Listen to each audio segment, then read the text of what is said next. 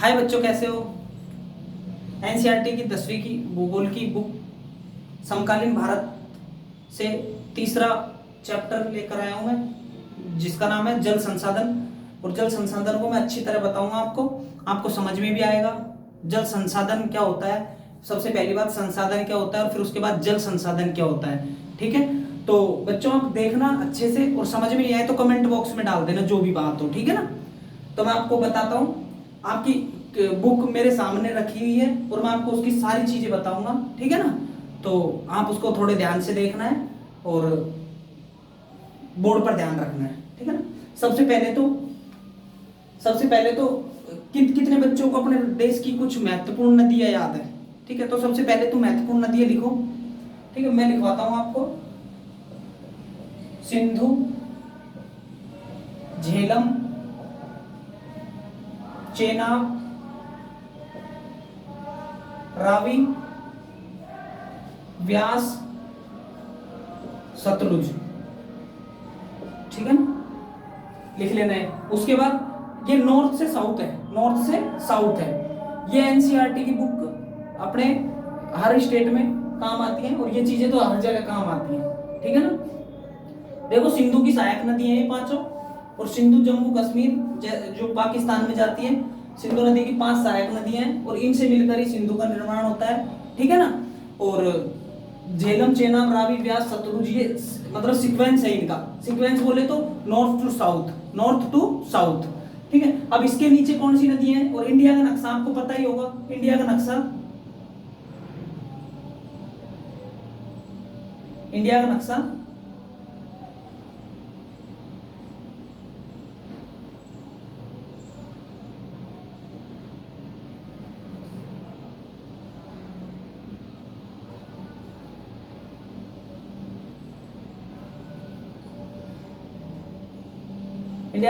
ठीक है ना। अब मैंने आपको बताया यहां से लेकर यहां तक की सारी नदियां, ठीक है। एक हो गई, दो हो गई, एक हो गई, दो हो गई, 3, 4 और 5। 5 नदी हो गई, 1, 2, 3, 4, 5 हो गई, ठीक है। उसके बाद यहां से ये पांचों ऐसे, ठीक है, ये नदी हो गई। सबसे पहले इनको याद कर लेना, 5 मिनट का काम है। सिंधु की सहायक झेलम, चेनाब, रावी, व्यास और सतलुज, ठीक है। अब उसके बाद आ जाते हैं हम यहां से। यहाँ है गंगा, उसके बाद यमुना, ठीक है, उसके बाद चंबल, ठीक है, उसके बाद चंबल के बाद नर्मदा, उसके बाद तापी, ठीक है ना। और नर्मदा के साइड में इधर है गोदावरी, सॉरी गोदावरी नहीं, महानदी। यहां पर कौन सी नदी है, महानदी। और महानदी का जिक्र हम करेंगे अभी तुम्हारे चैप्टर में, ठीक है। हीराकुड बांध जिस पर बना हुआ है महानदी पर, वो मैं आपको बताऊंगा, ठीक है ना। उसके बाद ये लिखो एक बार, इसको मैं मिटाता हूं फिर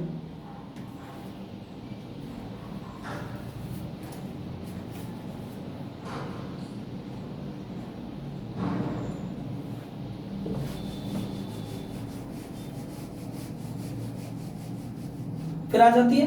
उसके बाद गोदावरी, कृष्णा, तुंगभद्रा, ठीक है। उसके बाद कावेरी, ठीक है। उसके बाद पेरियार,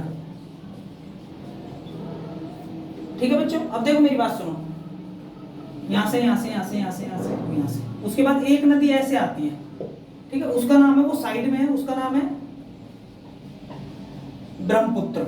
कौन सी नदी है, ब्रह्मपुत्र नदी, ठीक है। तो मैं आपको बता रहा हूं, नॉर्थ टू साउथ कितनी नदी बता दी, 5 ये और 10 वो लिखवा दी। 10 लिखवाई, कितनी लिखवाई देखो। सिंधु को साइड में कर दो, झेलम, चेनाब, रावी, व्यास और सतलुज, ठीक है। उसके बाद गंगा, यमुना, चंबल, ठीक है ना। उसके बाद नीचे आ जाते हैं नर्मदा के साइड में है महानदी के थोड़ा सा बगल साइड में है तापी नदी के बाद है गोदावरी, कृष्णा, तुंगभद्रा, कावेरी और पेरियार, ठीक है ना। अब इनके डिस्ट्रिक्ट में इनकी जगह, इनका जो भी क्षेत्र है वहां पर बहती है, वो सारी चीजें बाद में लिखवाऊंगा। पहले हम पार्ट पर आते हैं, तुम्हारा जो चैप्टर नंबर 3 उस पर आते हैं। ठीक है।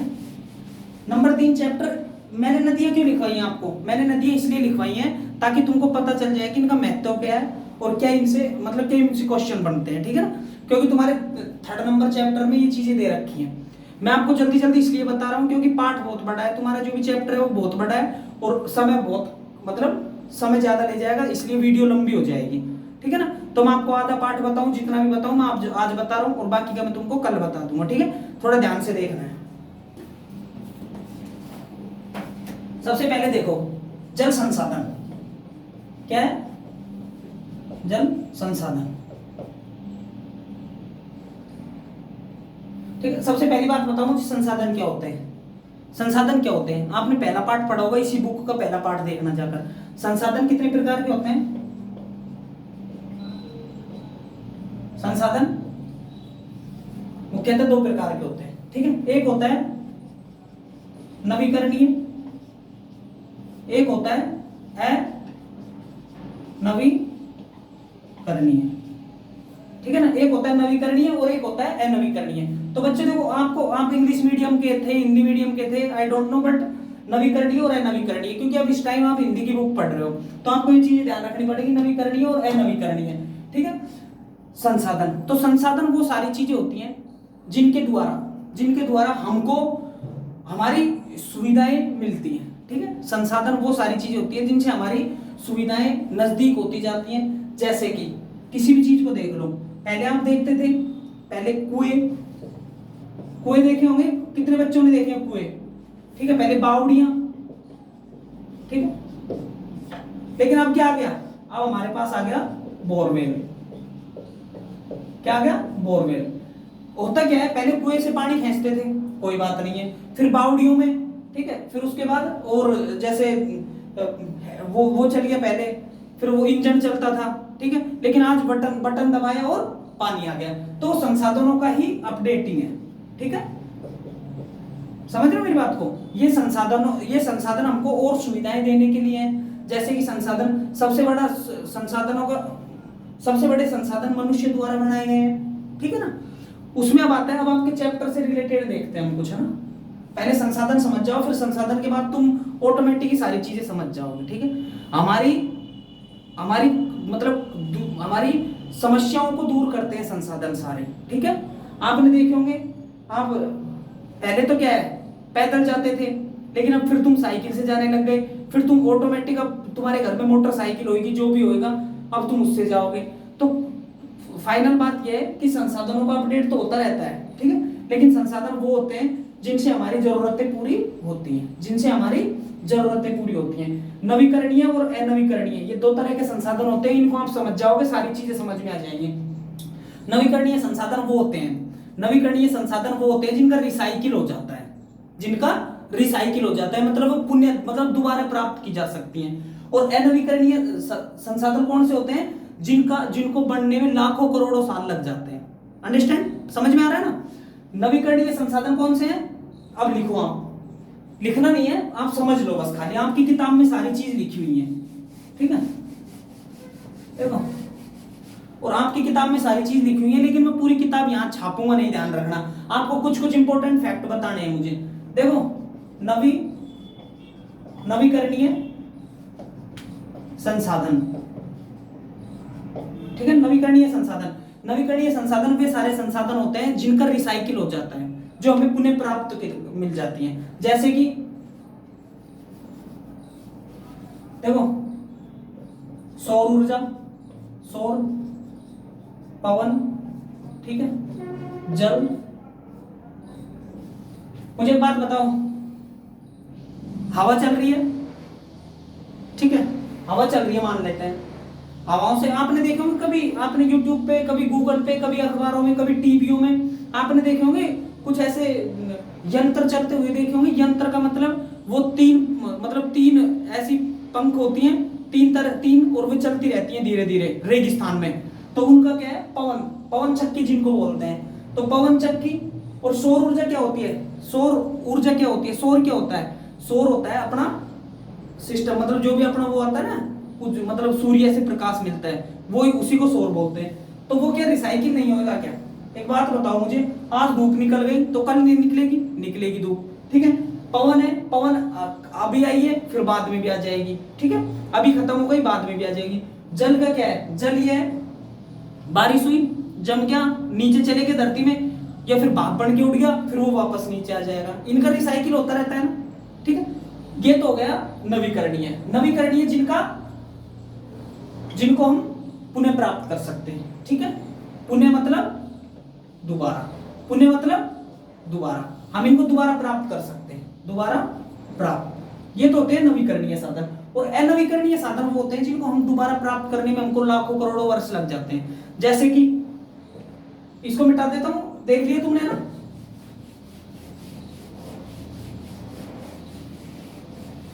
उसके बाद आता है अनवीकरणीय साधन। अनवीकरणीय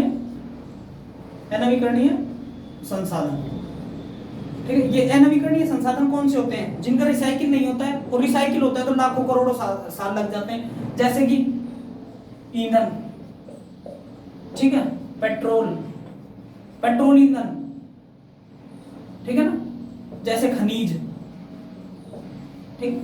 अब मुझे एक बात बताओ, पेट्रोल जला दिया तुमने, पेट्रोल जला दिया, ठीक है, या फिर पेट्रोल डाल दिया नीचे, वो वापस चलेगा, वापस आएगा वो उधर? पानी है, पानी भाप बन के उड़ गया। पेट्रोल है, पेट्रोल खत्म कर दिया, वो वापस आएगा? नहीं, वो जमीन से हमको निकालना पड़ेगा, लेकिन वो लाखों करोड़ों वर्ष लग जाते हैं उसको निकालने में, ठीक है। उसी तरीके से पेट्रोल है, उसी तरीके ईंधन है। ईंधन कितने तरह के होते हैं? ईंधन लकड़ी का भी होता है, ठीक है। उसके बाद ईंधन अपना प्रकाश का भी होता है, ठीक है। ईंधन का मतलब होता है कि हमारे किसी भी काम को, किसी भी ऊर्जा को, मतलब किसी भी ईंधन के द्वारा हम किसी भी चीज को, जैसे पहले रेल के इंजन चलते थे ना, वो उनमें ईंधन भरा जाता था। ईंधन में क्या? पेट्रोल भी है, डीजल भी है, ठीक है। उसके बाद तेल है, तेल कौन सा? केरोसिन तेल। केरोसिन तो जानते हो ना, केरोसिन मिट्टी का तेल जिसको बोलते हैं, ठीक है। तो वो सारी चीजें ईंधन में आती हैं, ठीक है। अनवीकरणीय और नवीकरणीय संसाधनों में समझ में आ गया नहीं आया? ये बताओ पहले तो तुम मेरे को, ठीक है। अब आते हैं हम चैप्टर पे, ठीक है। संसाधनों की बात करते हो ना, संसाधनों की बात करते हो, तो संसाधनों में संसाधन दो प्रकार के होते हैं, नवीकरणीय अनवीकरणीय, फाइनली यही है, ठीक है। अब उसके बाद आते हैं तुम्हारे चैप्टर पे। तुम्हारे चैप्टर में फालतू की बातें लिखी हो, तुम 10वीं के स्टूडेंट हो ना, मैं फालतू की बातें भी नहीं कहूंगा, वैसे एनसीईआरटी की किताब है, लेकिन तुमको ये चीजें नहीं देखनी है। जैसे कि इसमें लिख रखा है, जैसे आप जानते हो कि आपको क्या प्रतीत होता है, रेगिस्तान को सूखेगा, ये पता है क्या है? ये बच्चों की मेंटेलिटी के लिए ऐसी बातें डालते हैं इसमें एनसीईआरटी में, क्योंकि बच्चों को समझ में आना चाहिए ठीक ठाक, ठीक है। लेकिन तुम थोड़ा सा ऊपर उठो इसके साथ, है ना, तो तुमको थोड़ा अलग देखना है। तो मैं सीधा सा बता देता हूँ, आपने सबसे पहले ये देखा होगा कि आपको जैसे याद आया होगा कि पानी कम, तो पानी कम के क्षेत्र में कौन सा एरिया याद आता है आपको फाइनल राजस्थान याद आता है, ठीक है। आपको नहीं ऑल इंडिया में किसी को बोल दो कि यार मतलब पानी कम है उधर, तो सीधा राजस्थान याद आएगा, ठीक है, राजस्थान याद आएगा। वैसे राजस्थान, अब पश्चिमी राजस्थान भी हरा भरा होने लग गया है, लेकिन वो चीजों से आपको कोई मतलब नहीं है। आपको सिर्फ ये देखना है कि मैं जो बता रहा हूं, ठीक है। राजस्थान में आपने देखे होंगे कि सूखा रेगिस्तान पूरा, ठीक है, बालू मिट्टी है, ठीक है, तो ये सारी चीजें हैं राजस्थान। अपना दिमाग जाएगा राजस्थान में। लेकिन क्या तुमने मेघालय देखा है? मेघालय सुना है? मेघालय जिसकी राजधानी शिलोंग है, कभी इसका दिमाग में आया मेघालय का? मेघालय में आया? नहीं आया। तो मेघालय से क्या आएगा आपको? वर्षा, ठीक है। अरे जम्मू तो सुना ही होगा, जम्मू कश्मीर को देखते ही क्या याद आएगा तुमको? बर्फ याद आएगी। तो उसी तरीके से मौसम के, ठीक है, वार्षिक मौसम होता है ना, उसी के हिसाब से स्थानों का, संसाधनों का, ठीक है, या फिर जल का जो भी है वो चेंजेज होता रहता है, ठीक है ना। अब आप देखोगे राजस्थान में गर्मी है, याद करके देखो, कभी कोई बच्चा राजस्थान आया है तो गर्मियों में राजस्थान में टेम्परेचर 50 के अकॉर्डिंग, मतलब 50 के समथिंग पहुंच जाता है, 50 डिग्री, ठीक है। उसके बाद अब आप वहां चले जाओ, जैसे शिमला चले जाओ, शिमला नहीं हिमाचल, हिमाचल चले जाओ, हिमाचल में लास्ट में किन्नौर डिस्ट्रिक्ट, ठीक है, वहां पर गर्मियों में 5 डिग्री 4 डिग्री 3 डिग्री, ठीक, गर्मियों में जब यहाँ पर गर्मी होती है ना, वहां पर 4 डिग्री 5 डिग्री 3 डिग्री जो भी है वहां पर रहता है। तो मुझे एक बात बताओ, जो वार्षिक अपने बदलाव आता है ना, सबसे पहले तो आपको ये जानना चाहिए कि हमारे ऋतुओं का चेंज कैसे होता है, हमारा सीजन कैसे चेंज होता है, कि 4 महीने बारिश हो गई, 4 महीने सर्दी हो गई, 4 महीने गर्मी हो गई और 4 महीने बसंत ऋतु हो गई। ये चीजें मैं आपको बताऊंगा, लेकिन अब पार्ट में तुम्हारे यही है चैप्टर में, तो वो चीजें देख लो तुम, है ना। उसके बाद अब देखो, ये हो गया। अब मतलब मैंने ये चीजें क्यों बताई है, क्योंकि तुमको उसी एरिया को देखकर वही चीज याद आएंगी जो तुम दिमाग में लेकर आते हो, जैसे टीवीओ में देख लिए, एड में देख लिए, ठीक है। अब जम्मू कश्मीर को देखकर अब देखते हैं हम, अब आपको पता चल गया होगा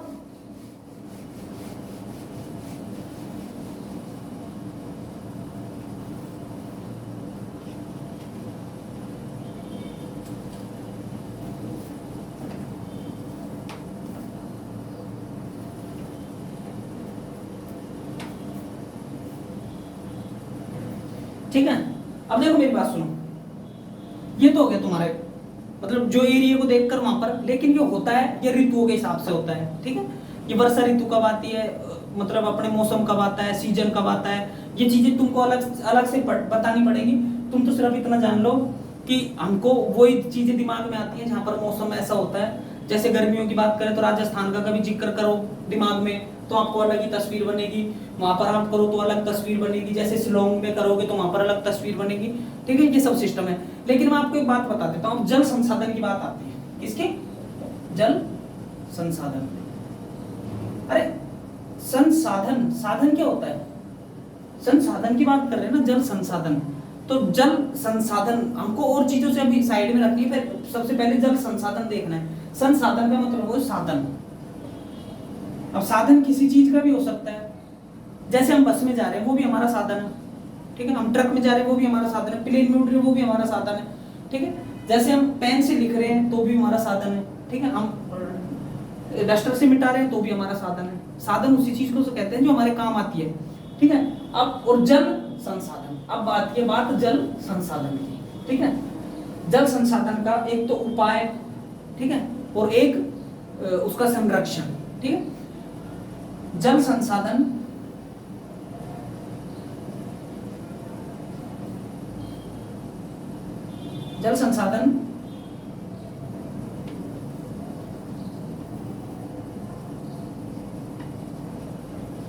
सिंचाई के लिए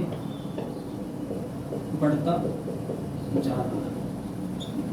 मुझे एक बात बताओ बच्चों, मैंने साधन बताया, साधन का क्या काम होता है, साधन का काम होता है काम आना, ठीक है। और सिंचाई क्या होती है, सिंचाई क्या होती है, अरे जो भी हमारे खेत में बुआई, खेत में जो भी काम करते हैं, मतलब हम फसल बोते हैं, सिंचाई होती है। सिंचाई का मतलब होता है कि उसमें पानी देना, ठीक है। तो खेतों में सिंचाई हो रही है, ठीक है, उस चीज को बढ़ा रहे हैं, ठीक है। जल संसाधन पहले क्या होता था, पहले फसल भी होती थी लेकिन प्रकृति भी ठीक थी, प्रकृति से भी हमको सब कुछ। लेकिन अब सबसे मेन कारण क्या है जल संसाधनों का, देखो जनसंख्या बढ़ रही है, ठीक है। जनसंख्या बढ़ रही है तो शहरों में, जैसे आप लग बताओ, जैसे आपने सुना होगा यमुना नदी, यमुना नदी कहां पर है, दिल्ली में, ठीक है। यमुना नदी आपने देखी होगी, यमुना नदी बहुत गंदी है, ठीक है। अभी तो उस पर खैर वो योजना चल रही है, यमुना मतलब यमुना सफाई का कुछ चल रहा है, ऐसी कोई दिक्कत नहीं है, ठीक है ना। तो सबसे पहली बात है कि इसमें जनसंख्या में बढ़ोतरी, जैसे इसका शहरीकरण हुआ है ना, शहरीकरण में बढ़ोतरी। अब शहरीकरण में बढ़ोतरी क्या है, शहरीकरण में बढ़ोतरी क्या बोलते हैं, शहरों में लोग जा रहे हैं, ठीक है, एरिया कम पड़ता जा रहा है, गंदगी फैल रही है, तो जल संसाधनों का जो भी है, जैसे यमुना नदी मान लेते हैं 2 मिनट के लिए, पहले वो बहुत साफ सुथरी रहती थी लेकिन अब थोड़ी गंदी होती जा रही है, ठीक है। अब गंदी, खैर अब उसको साफ कर रहे हैं, लेकिन सिस्टम वही होता है कि शहरों में मतलब शहरीकरण का बढ़ना, ठीक है। स्वतंत्रता के बाद मतलब जो भी अपने फ्रीडम के बाद ये इसकी बढ़ोतरी हुई है जनसंख्या की, तो वहां पर हमको नुकसान हुआ है। ठीक है, और जल संसाधनों की बात करते हैं तो मैं आपका चैप्टर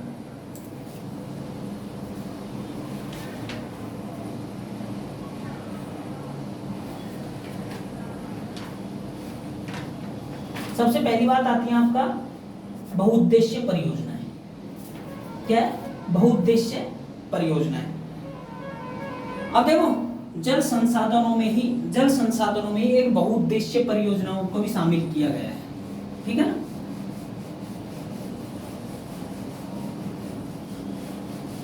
बहुउद्देश्य परियोजनाएं। अब बहुउद्देश्य परियोजनाएं क्या होती हैं? बहुउद्देश्य परियोजनाएं वो होती हैं जिनसे छोटे या बड़े उद्देश्यों को पूरा किया जाता है, जैसे खेती करना, जैसे शहर में पानी पहुंचाना, ठीक है, जैसे किसी भी जगह मतलब एडिशनल पानी पहुंचाना। ठीक है, वही होती है बहुउद्देश्य परियोजना है। ठीक है ना? सबसे पहली हमारी बहुउद्देश्य परियोजना पंडित जवाहरलाल नेहरू ने भाखड़ा नागल परियोजना स्टार्ट की थी। ठीक है ना? तो वहां पर मतलब उन्होंने क्या किया कि भाखड़ा नागल बांध बनाया था। ठीक है, बांध तो आप जानते ही होंगे, बांध होता है बांध, मतलब पानी को बांध कर रखते हैं, वही बांध होता है। ठीक है ना? अब उससे क्या होता है? उससे जल संसाधन होता है। अब आप बोलोगे सर जल संसाधन कैसे होता है? अब जल संसाधन का मेन यही है, जल संसाधन का मेन यही है कि जल संसाधन, जल का संसाधन। ठीक है, जैसे मैंने यहाँ पर बांध बना दिया, अपना भाखड़ा नागल बांध है। ठीक है, सतलुज नदी पर है। अब देखो एक बात बता देता हूं मैं, सारी चीजें उसी के साथ इंक्लूड करते जाना। आपको ये नदियां याद करनी है सबसे पहले, आज में ये वीडियो देखते के साथ ही आपको वो क्या याद करनी है? वो नदियां याद करनी है, ताकि नदियों के साथ तुमको वो सारी चीजें पता चल जाएं। ठीक है ना? तो सबसे पहली बात है कि जल संसाधन कैसे करेंगे उनसे। जैसे हमने बांध बना दिया, ये पूरा बांध है। ठीक है ना? ये क्या है? पूरा बांध है। साइंस में बोलेंगे तो इसमें कौन सी ऊर्जा पाई जाती है? साइंस में बोलेंगे तो इसमें स्टैटिक ऊर्जा पाई जाती है। इसमें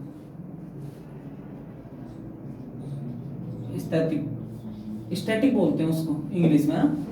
इसमें स्थितिज ऊर्जा पाई जाती है। तो देखो बांध बना दिया। अब मुझे एक बात बताओ, पहले तो क्या होता था? पहले तो ये होता था कि यहाँ पर लोग रह रहे हैं, यहाँ पर ये लोग रह रहे हैं, मतलब आसपास उसके बांध के आसपास लोग रह रहे हैं, तो उनको ज्यादा नुकसान नहीं होता था। लेकिन अब तो लोगों को हटना भी पड़ता है यहाँ से। जैसे नर्मदा नदी लिखवाई है मैंने, नर्मदा नदी, नर्मदा बचाओ आंदोलन अभी तुम्हारी किताब में ही है। तो उसमें क्या हुआ था नर्मदा बचाओ आंदोलन में? उसमें यही हुआ था कि लोगों को वहां से हटाया गया, लेकिन लोग उस पर अड़ गए थे कि हमको नहीं हटना है। ठीक है, तो वो सारी चीजें, बांध बना दिया जैसे, है ना? अब मुझे एक बात बताओ, बांध बना दिया तो बांध के लिए पानी निकालेंगे, पानी छोड़ेंगे यहाँ से, पानी छोड़ दिया मान लेते हैं। अब कुछ मात्रा में पानी छोड़ा है और उससे हमारी खेती हो रही है। क्या हो रही है? खेती। दूसरी साइड हमारा शहर है। ठीक है, तो शहर को भी पानी पहुंच रहा है यहाँ से। ठीक है, शहर को पहुंच रहा है। लेकिन क्या है कि पहले खेती के लिए, सिंचाई के लिए, ठीक है, पहले पानी को रोक लेते थे ताकि उसको हिसाब से निकाला जाए, लेकिन अब खेतों में काम आ रहा है। ठीक है, उसके बाद हमारे शहरों में भी पानी पहुंच रहा है। ठीक है, तो उसी तरीके से हमारे यहाँ पर हर नदी पर बांध बनाए हुए हैं। तो सबसे पहले हमारी बहुउद्देश्य परियोजना में कौन सी परियोजना आती है? हीराकुड बांध। ठीक है,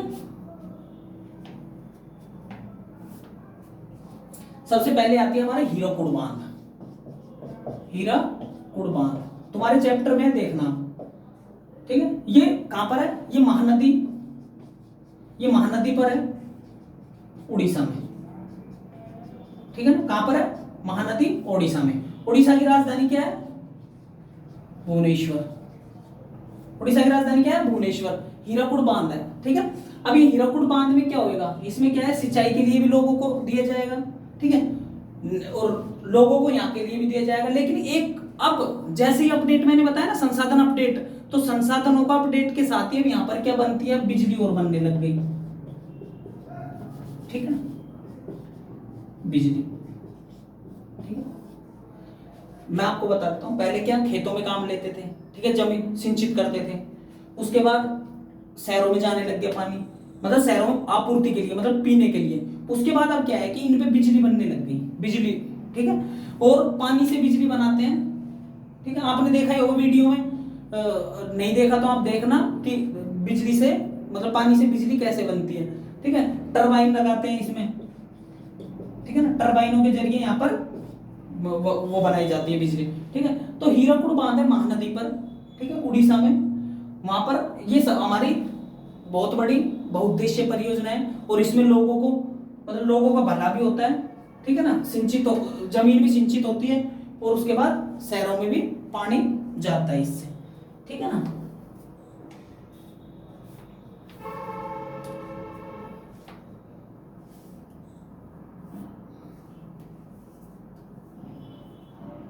ठीक है, अब उसके बाद आपको बता देता हूं मैं, एक टिहरी बांध है, ठीक है ना।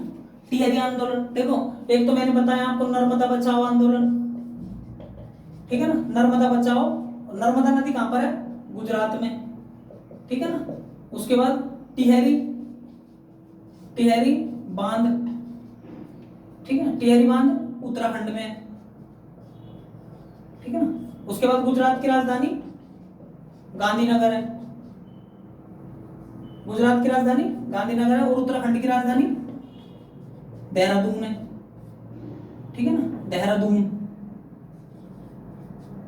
ठीक है ना। तो ये सारी चीजें हैं। अब इसमें क्या है, सबसे मेन देखो, सबसे मेन काम होता है परियोजना, ये बांध बनाने का।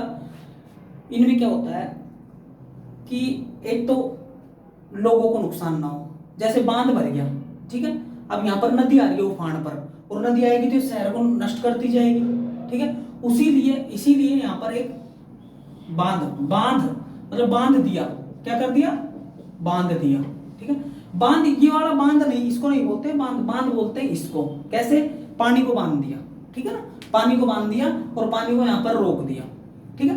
अब ये पानी जब यहाँ से इधर स्पीड में नहीं जाएगा तो ये लोग बचे रहेंगे, ठीक है। अब लोग बचे रहेंगे तो यहाँ पर पानी इकट्ठा हो जाएगा, अब पानी इकट्ठा हो जाएगा तो आराम से इसको छोड़ेंगे हिसाब से, और बिजली बनाओ चाहे कुछ भी बनाओ, ठीक है। वो होता है बांध का काम, ठीक है। इसमें क्या है, इसमें जान मान हानि से बचाव, ठीक है, इसमें जान माल हानि से बचाव हो जाता है। और वैसे अपना देश बहुत डेवलप कर चुका है इन चीजों में, ठीक है। अब हमारा देश इनमें बहुत डेवलप कर चुका है, ठीक है। और एक क्वेश्चन है, जैसे आपके क्वेश्चन पूछ लेंगे, 10वीं क्लास है ना, आपके क्वेश्चन पूछ लेंगे, आधुनिक भारत का मंदिर, आधुनिक मंदिर मतलब आधुनिक भारत के मंदिर किसको बोला है, ये बांधों को ही बोला है। किसने बोला है, पंडित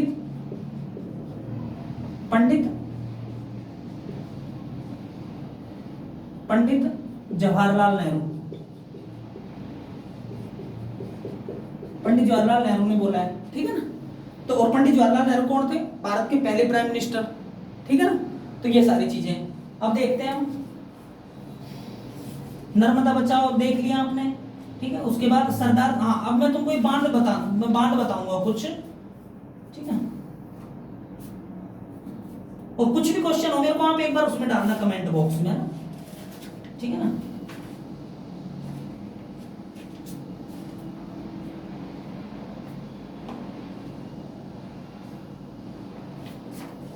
अब देखो, अब ये स्ट्रक्चर लिख लिया ना आपने, ठीक है। अब मैं आपको बताता हूं,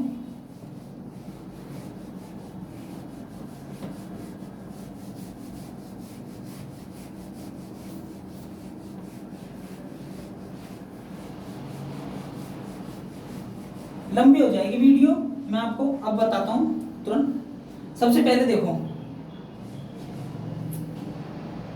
जैसे कोई नदी है, पहाड़ से आ रही है, यहां से निकल कर, ठीक है, यहां से निकल कर आ रही है, इसकी सहायक नदी हो गई, और ये नदी आ रही है यहाँ, और यहाँ पर हमारे जंगल है, यहाँ पर हमारे जंगल है, ठीक है, पूरा जंगल, ठीक है, ये जंगल हो गया। और ये जंगल में होकर पहले तो ऐसे चले जाती थी, ठीक है। लेकिन अब मुझे एक बात बताओ, अब ये आ गई उफान पर, यहाँ से ज्यादा पानी, अब ये आ गई उफान पर। उफान का मतलब है यहाँ से आ गई, अब ये ऐसे। अब मुझे एक बात बताओ, कितनी चीजों को खराब करती हुई जाएगी ये नदी, ये नदी खराब करेगी जीव जंतु, पेड़ पौधे, ठीक है, इनका नुकसान करती हुई जाएगी। जीव जंतु हो गए, पेड़ पौधे हो गए, इनका भी नुकसान होगा। मान लेते हैं हमने यहाँ पर बांध बना दिया, ठीक है। पहले आती थी बहुत, मतलब पहले आती थी छोटी, ठीक है, पहले छोटी छोटी निकल के आती थी यहाँ से नदी, ठीक है। लेकिन इनके अब यहाँ पर बना दिया बांध, अब वो एवरेज पानी आ रहा है इधर, ठीक है। तो बांध से हमको नुकसान हुआ, फायदा हुआ, बताओ मुझे। उसी के साथ यहाँ पर टरबाइन लगा दिए, बड़े बड़े, क्या लगा दिए, टरबाइन लगा दिए, और टरबाइन से हमको बिजली उत्पन्न हो रही है, ठीक है। तो कई फायदे हो गए इससे, ठीक है, नुकसान से बचे हैं, ठीक है। बांधों का हमको ये, इसीलिए आधुनिक भारत का मंदिर किसने बोला था, पंडित जवाहरलाल नेहरू जी ने, ठीक है ना। अब हम बात करते हैं तुम्हारी कितनी परियोजनाएं हैं, जैसे राजस्थान में कई नदियों पर, वो सॉरी, जैसे मतलब अपनी कई नदियों पर योजनाएं, परियोजनाएं बनी हुई हैं, तो हम उनको देख लेते हैं। उसके बाद आपका क्या बचेगा इसमें, वर्षा जल संग्रहण बचेगा आपका, है ना, ठीक है। वर्षा जल संग्रहण बचेगा आपका।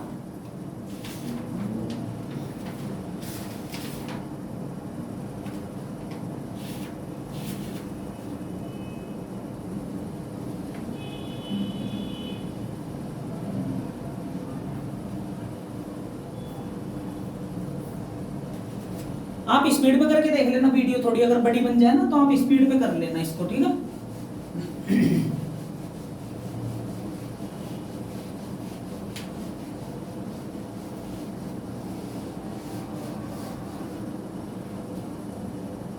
जल संग्रहण की विधि और बता देता हूं मैं आपको ना।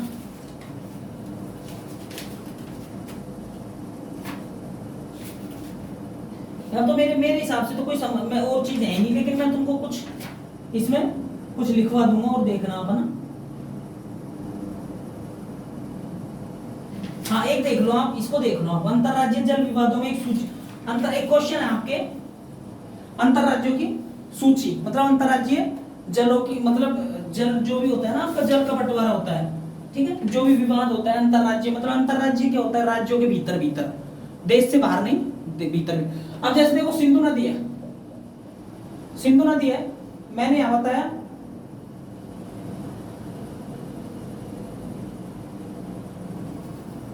मैंने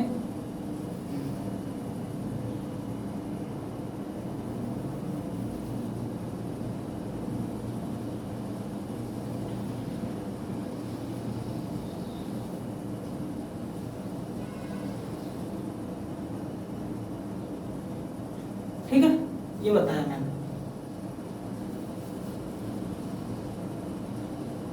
ठीक है ना, ये बताया। अब इसमें क्या है, ठीक है, तो इसमें क्या है, देखो मान लेते हैं ये अपना राजस्थान है, मान लेते क्या है राजस्थान, ठीक है, मानना नहीं है, ये राजस्थान है,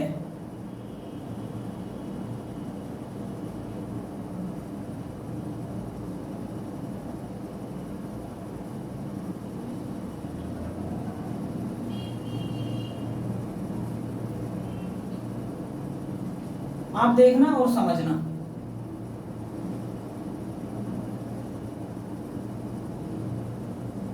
ठीक है, ये राजस्थान है मान लेते हैं, ठीक है, मानना नहीं है राजस्थान यहाँ पर, ठीक है।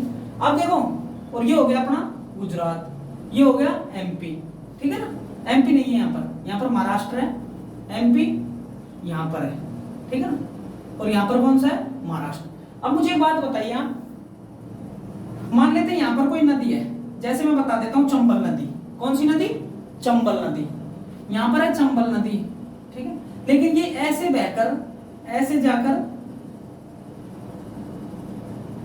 ऐसे जाकर ऐसे जाती है।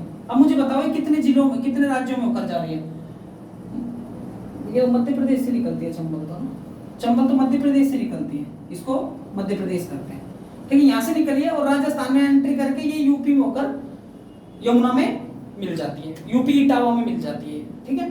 अब मुझे एक बात बताओ, विवाद तो होगा ना, ये एमपी की तो है, ठीक है, और राजस्थान में प्रवेश कर रही है और यूपी में जाकर वो यमुना में उसमें मिल रही है, यहाँ यमुना में मिल रही है, तो मुझे एक बात बताओ कि विवाद नहीं हो गया कि इस पे पानी रोकने का या करने का। तो उसी तरीके से हमारे देश में यहाँ से एक सिंधु नदी जाती है, 5 नदियों की बताई ना मैंने, झेलम, चेनाब, झेलम, चेनाब, रावी, व्यास और सतलुज। ठीक है, ये 5 नदियां मिलकर एक सिंधु नदी में जाती है। लेकिन यहाँ पर कौन सा देश है बच्चों, मेरे को बताइए आप, यहाँ पर कौन सा देश है? ये कौन सा देश है? यहाँ पर कौन सा देश है? ये वाला देश बताओ आप मुझे कमेंट बॉक्स में। ठीक है, ये पाकिस्तान है। ठीक है ना, कमेंट बॉक्स में बताने की जरूरत नहीं है, पाकिस्तान है। तो देखो सिंधु के ऊपर किस किस की लड़ाई है? सिंधु नदी पर इंडिया की और पाकिस्तान की, इंडिया की और पाकिस्तान की दोनों की लड़ाई किस पर है? सिंधु पर है। तो इसी तरीके से आपके इसमें एक क्वेश्चन दे रखा है कि आप रिपोर्ट बनाइए उस चीज की जो अंतरराज्यीय अपने राज्यों से अंदर रिलेटेड है, और सिंधु ये इंटरनेशनल हो गई फिर। ठीक है ना, अंतरराज्यीय में बनाइए, जो आप मेरे को कमेंट बॉक्स में बताना कि उनके बीच में विवाद चल रहा है या फिर उनके बीच में पानी बंटवारा हो रहा है। ठीक है ना, वो चीज देखनी है। ठीक है, जैसे यहाँ पर एक नदी निकलती है माही, कौन सी नदी? माही, माही मध्य प्रदेश। ठीक है, उसके बाद बांसवाड़ा में प्रवेश करके वापस चली जाती है। ठीक है, जैसे नर्मदा नदी है, सरदार सरोवर बांध है नर्मदा नदी पर। ठीक है, वो सारी चीजें भी लिखवाऊंगा मैं तुमको। ठीक है ना, पहले ये चीज समझ लो कि बंटवारा क्या होता है और संबंध क्या होते हैं, वाद विवाद क्या होते हैं। तो वाद विवाद हो गया, जैसे एक नदी यहाँ निकल गई, मान लेते हैं एक नदी इस राज्य में निकल गई। ठीक है, इस राज्य में निकल गई, इस राज्य में चली गई, फिर इस राज्य में चली गई और इस राज्य में चली गई। अब मुझे एक बात बताओ, ये भी पानी पिएगा, ये भी पिएगा, ये भी पिएगा, ये भी पिएगा। ठीक है, पानी तो सभी पिएंगे। ठीक है, तो उनके विवाद होता है, जैसे यहाँ पर और इसकी सीमा पर, जैसे ये वाले राज्य की और ये वाले राज्य की सीमा पर कोई नदी है, अब उसका बंटवारा कैसे होगा? तो वो विवाद होते हैं, तो कुछ परसेंट इधर ले लेते हैं, कुछ परसेंट उधर ले लेते हैं। यही होता है अंतरराज्यीय जल, जो भी होता है अंतरराज्यीय विवाद होते हैं ना, अंतरराज्यीय जल विवाद होते हैं जो। ठीक है ना, उसके बाद यहाँ से आती है ब्रह्मपुत्र नदी। ठीक है ना, यहाँ से आती है कौन सी नदी? ब्रह्मपुत्र। ये कौन सा देश है? बांग्लादेश। ठीक है ना, अब मैं आपको बता देता हूँ कुछ, जैसे जल संरक्षण होता है ना, जो भी जल संरक्षण करते हैं, ठीक है, वो बता देता हूँ। और थोड़ा सा और कुछ बातें हो तो मेरे से आप क्वेश्चन करना इन चीजों के लिए। ठीक है ना, क्योंकि मैं अभी मतलब इसमें समझ नहीं पा रहा हूँ कि आपको सारी चीजें हैं, क्वेश्चन पढ़ाऊंगा तो फिर कोई मतलब नहीं है। सारी चीजों को एक एक शब्दों का मतलब बताऊंगा मैं आपको। ठीक है ना, अब इसमें एक चीज और है, जल संरक्षण, वर्षा जल संग्रहण। ठीक है, अब मैं आपको एक बात बता देता हूं, जो बच्चे हिमाचल प्रदेश, जम्मू कश्मीर, ठीक है, दिल्ली भी मान रहा हूं उस एरिया में, दिल्ली हो गया, यूपी का कुछ क्षेत्र हो गया, ठीक है, साउथ में चले जाओ, लेकिन मैं आपको बता रहा हूं जल संरक्षण, जल संग्रहण का मतलब क्या होता है? संग्रहण का मतलब इकट्ठा करना होता है। ठीक है ना, इकट्ठा करना और कलेक्ट करना होता है। संग्रहण कलेक्ट होता है। ठीक है, ध्यान रखना, अगर तुम अंग्रेजी में जानते हो तो संग्रहण का मतलब होता है कलेक्ट करना। अब देखो मेरी बात सुनो, पश्चिम मतलब राजस्थान है ना, इसी को उठाते हैं, मतलब इसी को लेते हैं पढ़ने के बेस पर। अब राजस्थान में क्या है कि यहाँ पर एक होता है टाका, ठीक है, टाका बोलते हैं, क्या बोलते हैं? टाका विधि होती है, बहुत सारी विधि होती है यहाँ पर, है ना, मतलब उन विधियों से राजस्थान में जल संग्रहण होता है। ठीक है ना, लेकिन अब एक चीज और देख लो तुम, क्या पृथ्वी पर कितना पानी है? पृथ्वी पर टोटल पानी कितना है? पृथ्वी पर 71% पानी है। कितना पानी है? 71%। ठीक है, अब एक बात बताओ मुझे, फिर लोग प्यास से क्यों मर रहे हैं? लोग प्यास से क्यों मरेंगे, बताओ मुझे, कोई बता सकता है बच्चा? हाँ, बता सकता है कोई? देखो क्या होता है कि 3/4 पानी है, 3/4 का मतलब होता है 75, ये 71 है, ठीक, कोई दिक्कत नहीं है 100 में से। ठीक है, उसके बाद सारी भूमि है, क्या है? भूमि है। ठीक है, भूमि। अब जब इतना जल होने पर और इतनी सी भूमि होने पर लोग प्यासे क्यों मर रहे हैं? तो मैं आपको एक बात बताते हैं, जो भी पानी है वो साल्टेड है, अंडरस्टैंड, नमकीन, ठीक है, लवणीय, क्या है, लवणीय। जो भी इतना पानी है वो सारा साल्टेड है, यानी नमकीन है। अब नमक के पानी को हर कोई पिएगा नहीं, और फसल के लिए भी वो इतना अच्छा साबित नहीं होता है, ठीक है। अब जब ये पानी हम पी नहीं सकते तो हमें कौन सा जल चाहिए? भूमिगत जल। और वो कितना प्रतिशत है? मात्र 1%। पीने योग्य पूरी पृथ्वी पर मात्र 1% पीने योग्य पानी है, ठीक है, जो भूमि से, जो भी हमको भूमि में मिलता है, ठीक है, और उसी को लोग पीते हैं। वैसे तो प्योरीफाई चल गया, प्योरीफाई करो मतलब लवणीय जल भी हो जाता है, ठीक है, लेकिन उसकी डेंसिटी होती है। लेकिन भूमिगत जल मात्र इतना सा है। तो उसी से आपके पाठ के शुरू में ही 2 लाइन है कि 2025 तक संभावना व्यक्त की जाती है, संभावना व्यक्त करते हैं कि 20 करोड़ लोग पानी से समस्याएं जूझेंगे, मतलब उनको पानी की समस्याएं हुई, ठीक है, ये होगा। अब देखते हैं हम थोड़ा सा, अब जल संग्रहण देख लेते हैं, जो भी आपका, ये तो हो गई हमारी समस्या। अब देख लेते हैं जल संग्रहण, यानी संग्रहण मतलब इकट्ठा करना होता है जल को, इकट्ठा।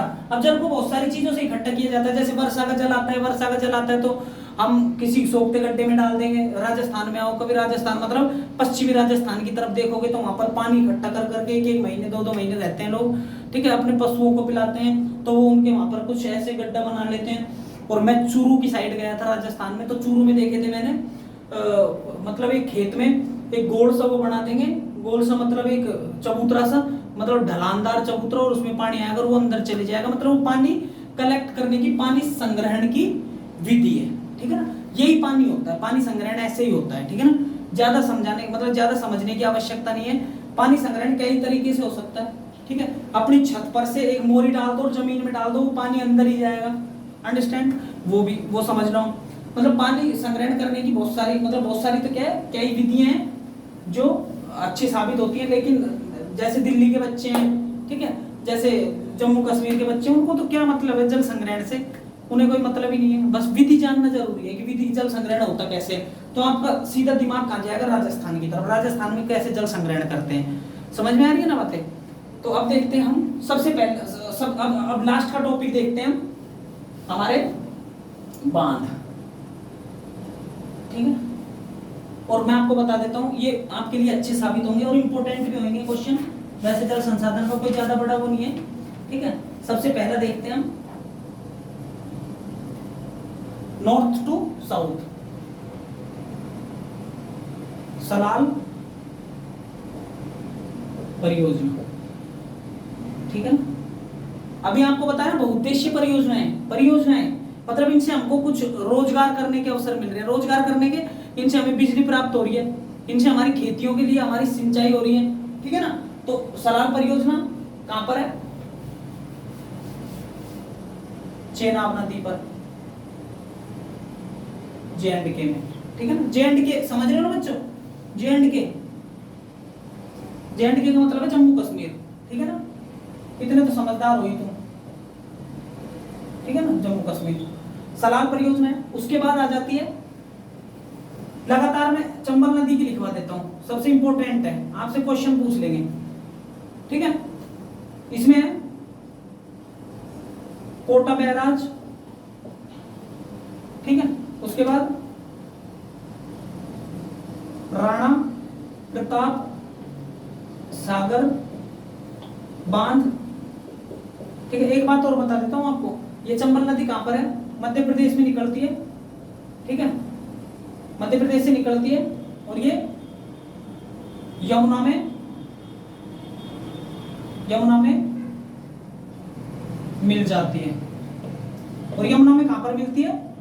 इटावा। और इटावा कहां पर है? इटावा कहां पर है? यूपी में, ठीक है ना। ये बहुत अच्छे क्वेश्चन आप देखना, और 10वीं में ऐसे इनसे रिलेटेड क्वेश्चन पूछे जाएंगे, ठीक है। उसके बाद है राणा प्रताप हो गया, कोटा बैराज, राणा प्रताप, गांधी सागर बांध, ठीक है, एक गांधी सागर बांध हो गया, ठीक है। एक हो गया जवाहर सागर बांध। ये क्वेश्चन आपसे डेफिनेटली पूछ सकते हैं, चाहे आप किसी भी स्टेट के बच्चे हो, कि चंबल नदी पर कौन से बांध है या नहीं है, जो भी है, ठीक है। अब आ जाता है क्वेश्चन, अब आ जाते हैं, इसका स्क्रीनशॉट ले लो, ठीक है। अब लिखो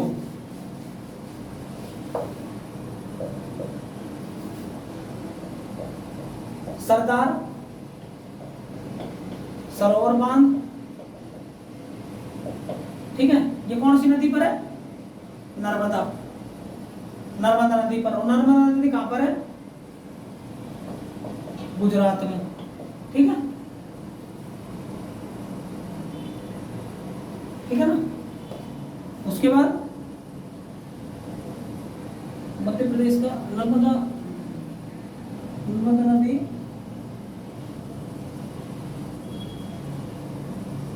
सरदार सरोवर बांध है, गुजरात में है सरदार सरोवर बांध, जबलपुर मध्य प्रदेश, नर्मदा। गुजरात कहां से? एमपी है, एमपी है, एमपी में है नर्मदा नदी पर सरदार सरोवर बांध, एमपी में है, एमपी में है क्या, ठीक है, एमपी में है, मध्य प्रदेश में सरदार सरोवर बांध, जबलपुर, सरदार सरोवर बांध मध्य प्रदेश, जबलपुर शहर सरदार सरोवर बांध पर, ठीक है, हाँ यही है, एमपी है ना।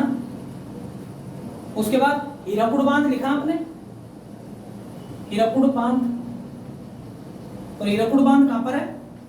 हीराकुड बांध महानदी, और महानदी कहां पर है?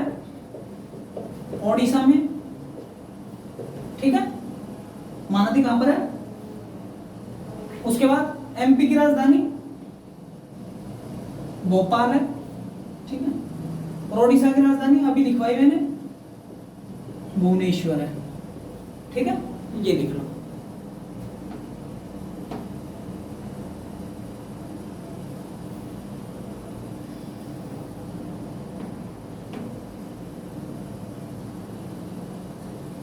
ठीक है,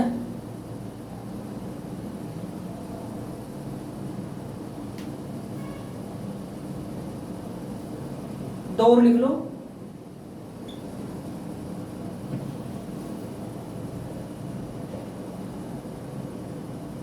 नागार्जुन,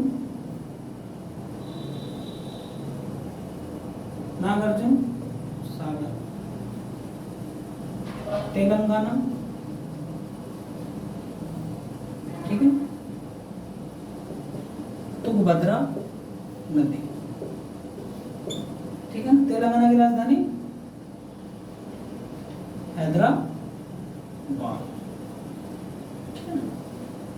उसके बाद ये और लिख लो,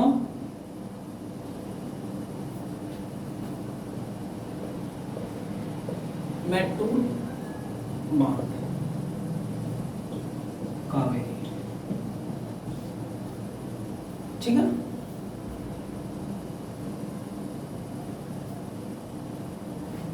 इसको लिख लेते हैं कावेरी,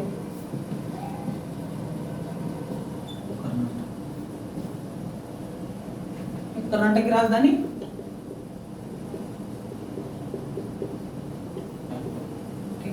जल संसाधन आपको समझ में आ गया होगा, नहीं आया है तो आप मेरे कमेंट बॉक्स में डाल देना, ठीक है। मैं दोबारा भी क्लास बना सकता हूँ अगर जल संसाधन आपको समझ में नहीं आया होगा तो, ठीक है ना। और अब मैं देख लेता हूँ इस बुक में आपके में कुछ अगर कुछ बच रहा हो तो